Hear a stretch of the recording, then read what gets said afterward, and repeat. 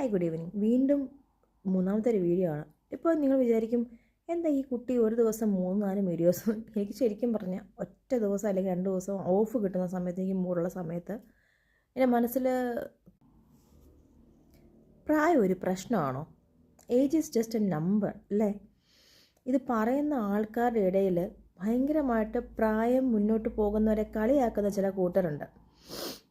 നമ്മളെ ഒരു 30 കഴിഞ്ഞ് കഴിഞ്ഞാൽ അല്ലെങ്കിൽ ഒരു 25 കഴിഞ്ഞ് കഴിഞ്ഞാൽ തന്നെ ഇപ്പോൾ കളിയാക്കും. കിളവൻ, കിളവി, വയസ്സായ ആൾ, ഇങ്ങനെയൊക്കെ പറഞ്ഞ് കളിയാക്കുന്ന ഒരുപാട് പേരുണ്ട് എൻ്റെ ചുറ്റും. ശരിക്കും പറഞ്ഞാൽ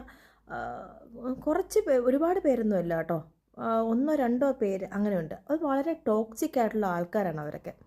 അവരെ സംബന്ധിച്ച് ഈ മുട്ടായി പൊതിയിൽ അല്ലെങ്കിൽ ഗിഫ്റ്റ് പാക്കറ്റിൽ പൊതിഞ്ഞൊരു വിഷം തരുന്നത് പോലെ അവർ ഈ പ്രായത്തെക്കുറിച്ചുള്ള കളിയാക്കലുകളും വളരെ ക്രൂരമായിട്ട് കളിയാക്കുന്ന ചില ആൾക്കാർ നമ്മുടെ ചുറ്റുമുണ്ട്. It's me Rose world Benz. ഇന്ന് നിങ്ങളടുത്ത് സംസാരിക്കുന്നത് പ്രായത്തെക്കുറിച്ചാണ്. ഇതിപ്പോൾ എൻ്റെ ഇന്നത്തെ ദിവസത്തെ 3ാമത്തെ വീഡിയോ ആണ്. കാരണം നിങ്ങൾക്കറിയാമല്ലോ, ഒരു ദിവസം 3-4 വീഡിയോസാണ് ഞാൻ ഇടുന്നത്.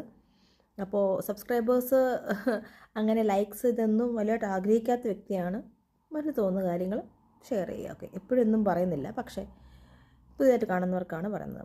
Age is just A number എന്ന് പറയുന്ന ആൾക്കാർ തന്നെ ഈ പറയുന്ന ജനറേഷനുള്ള ആൾക്കാരാണ് ഏറ്റവും കൂടുതൽ നമ്മളെ താറടിച്ച് കാണിക്കുന്നത്. അവർക്ക് നമ്മൾ പുറകോട്ട് ജീവിച്ച് അല്ലെങ്കിൽ അവർ ഇനി ഈ ഏജിലോട്ട് വരുമെന്നോ അല്ലെങ്കിൽ നമ്മൾ ഏതൊക്കെ കാലഘട്ടത്തിലൂടെ കടന്നു വന്നതാണെന്നോ, എന്തൊക്കെ എഫേർട്ട് ഇട്ട് ഇവിടെ വന്നതാണെന്നോ, അല്ലെങ്കിൽ നമ്മൾ ഇപ്പോഴും ഈ പറയുന്നത് പോലെ നമ്മുടെ മുടി നരച്ചിട്ടില്ല എന്നുണ്ടെങ്കിലും തൊലി ചുളുങ്ങിയിട്ടില്ല എന്നുണ്ടെങ്കിലും അവർ ഈ പറഞ്ഞ് വിളിക്കുന്ന പ്രായമായവർ, വയസ്സായവർ, ചേച്ചി വയസ്സായില്ലേ എന്നൊക്കെ പറയുമ്പോൾ, അല്ലെങ്കിൽ ചേട്ടാ വയസ്സായില്ലേ ഇങ്ങനെയൊക്കെ പറയുമ്പോൾ അത് ഏറ്റവും വലിയ വിട്ടിത്തരാണ്. അവരാണ് പുറകോട്ട് സഞ്ചരിക്കുന്നത് എന്ന്, നൂറ്റാണ്ടുകൾക്ക് പുറകോട്ടാണ് അവരുടെ മനസ്സ് എന്നുള്ളതൊന്നും അവരറിയുന്നില്ല.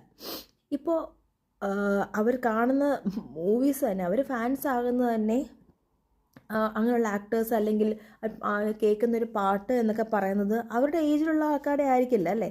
കൂടുതൽ അവരുപയോഗിക്കുന്ന എല്ലാ ഫെസിലിറ്റീസും എല്ലാ തരം കാര്യങ്ങളും ഈ പറയുന്ന ഓൾഡ് ജനറേഷൻ അല്ലേ ഉണ്ടാക്കിയ കാര്യങ്ങളാണ്. സലീം കുമാർ ചേട്ടൻ്റെ ഒരു ഡയലോഗ് ഓർമ്മ വരികയാണ്, എന്താണ് ഈ ന്യൂ ജനറേഷൻ, എന്താണ് ഈ ജെൻസി എന്ന് പറയുന്നത്. മുമ്പുള്ള തലമുറ ഉണ്ടാക്കി വെച്ചിരിക്കുന്ന കാര്യങ്ങളെ അനുഭവിക്കാൻ ഒരു വർഗം, അതല്ലാതെ വേറൊന്നും ഇല്ല എന്നാണ് സലീം കുമാർ പറയുന്നത്. പക്ഷേ എക്സെപ്ഷൻസ് ഉണ്ട് കേട്ടോ, വളരെ നല്ല കുട്ടികളും ഉണ്ട്. പക്ഷേ നെവർ മൈൻഡ്, ഒറ്റ കാര്യം പറയാനുള്ളൂ, നെവർ മൈൻഡ് ദം. കുട്ടികളല്ലേ, ക്ഷമിക്കുക. Good night.